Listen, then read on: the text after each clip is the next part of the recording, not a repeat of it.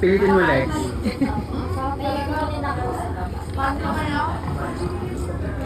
Ay, may pabuko ang sarap. Diba? Mas yes.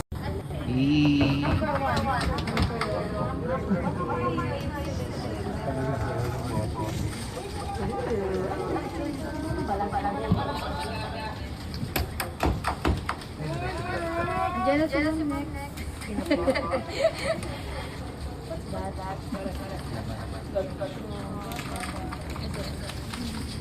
Sarap ka. Spaghetti.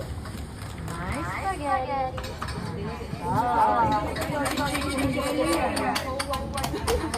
Alam ko pansit yung favorite. Lahat po yan. Favorite ni Lex. Ay, no.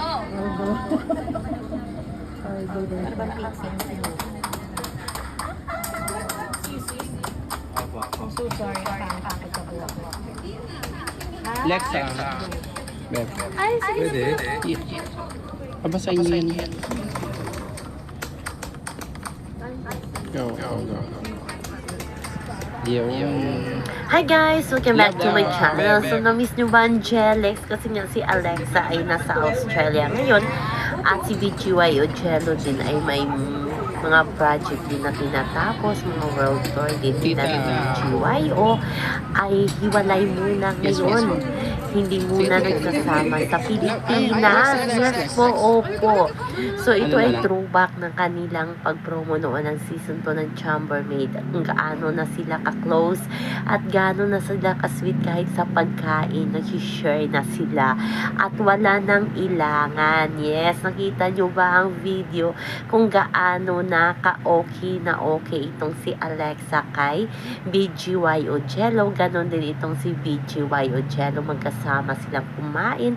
Super sweet. Yan, ito ay treat ng kanilang mga fans na Jellex pagkatapos ng media ko ng The Chambermaid. So, alam ko na miss nyo na ang mga ganap, ang mga ayuda nyo galing kina Alexa at kay Jello. Pero ngayon ay individually ay nagtatrabaho muna sila. Pero abangan na lang natin ang kanilang mga guesting pagbabalik nila kasi mag-uumpisa na ang season 2 ng The Chambermaid. Kaya kaabang-abang yan, guys. Ang ganda-ganda na ni Alexa. Nakita nyo ba yung interview niya kasama si Bel Mariano sa Australia? Super ganda niya, super talented. Kaya deserve naman talaga ni Alexa kung ano ngayon ang mga blessing na dumating sa kanya. Matagal niya itong hinintay. At ganoon din si BGY o Jello kasi pareho silang napaka-talented na dalawa. So yan lang muna ang throwback ayuda natin sa Jellex.